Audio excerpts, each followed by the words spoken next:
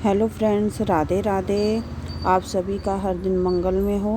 दोस्तों, आज मैं बता रही हूँ सकट चौथ। 17 जनवरी को सकट चौथ रखा जाएगा।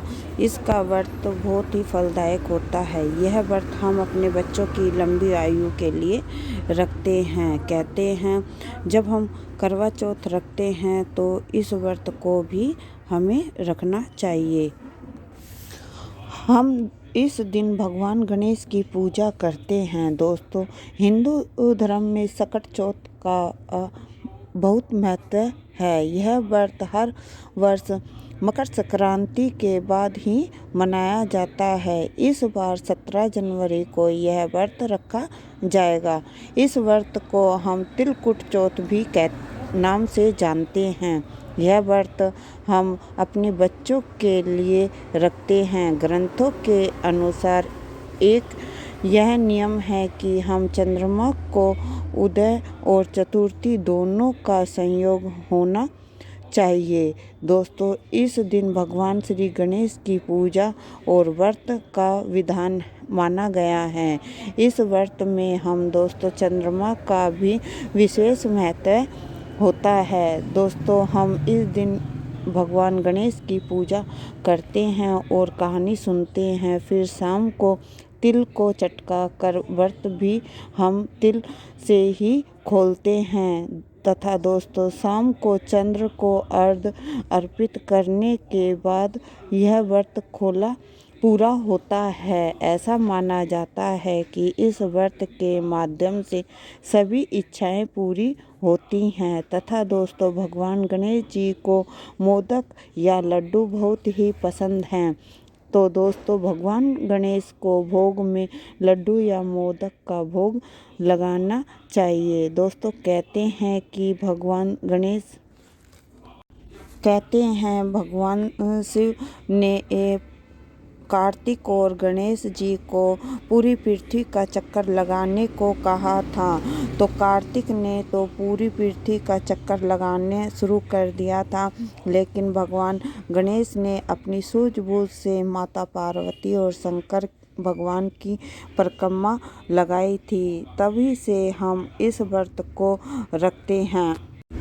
तभी से हम इस व्रत को संतान के रूप में रखते हैं। इस व्रत को करने से संतान को दीर्घ आयु की प्राप्ति होती है और संतान तनाव, रोग और नकारात्मक से दूर रहता है। दोस्तों, इस व्रत में हमें लाल या पीले रंग के कपड़े पहनना शुभ होता है तथा हमें पूजा करते समय यह भी ध्यान देना चाहिए कि हमें अपना मुख पूर्व या उत्तर दिशा में ही होना चाहिए। दोस्तों, हमें भगवान गणेश की पूजा करते समय क्या सामग्रियों की ज़रूरत होती है? इस व्रत में हमें रोली, चावल, कुमकुम, हल्दी, फूल माला, 21 दुर्वा, पंच अमृत। दोस्तों, आज मैं बता रही हूँ सकट चौथ की कहानी भी, तो आप इस कहानी को ज़रा ध्यान से सुनिएगा। एक बुढ़िया थी, वह बहुत ही गरीब और आँखों से दिखाई नहीं देता था। उसके एक बेटा और बहू थे। वह बुढ़िया सदैव गणेश जी की पूजा किया करती थी। एक दिन गणेश जी प्रकट होकर उस बुढ़िया से बोले, बुढ़िया माँ, तू जो चाहे मांग ले। बुढ़िया बोली, मुझे तो मांगना ही नहीं आता, कैसे और क्या मांगूं? तब गणेश जी बोले, अपने बहू बेटे से पूछ कर मांग ले। तब बुढ़िया ने अपने बेटे से कहा, गणेश जी कहते हैं तू कुछ मांग ले, मैं क्या मांगूं? तब बेटे ने कहा, माँ तू धन मांग ले। तब बुढ़िया ने सोचा कि ये तो अपने अपने मतलब की बात कर रहे हैं।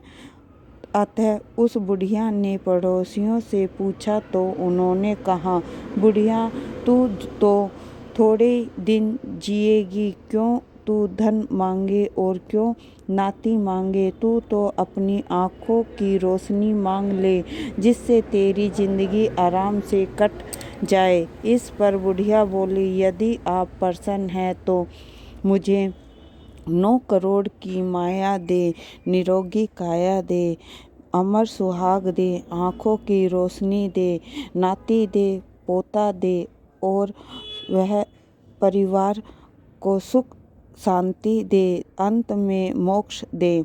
यह सुनकर तब गणेश जी बोले, बुढ़िया माई, तूने तो मुझे ठग लिया, फिर भी जो तूने मांगा है वचन के अनुसार सब कुछ मिलेगा। यह कहकर गणेश जी ने सब कुछ दिया और अंतर्ध्यान हो गए।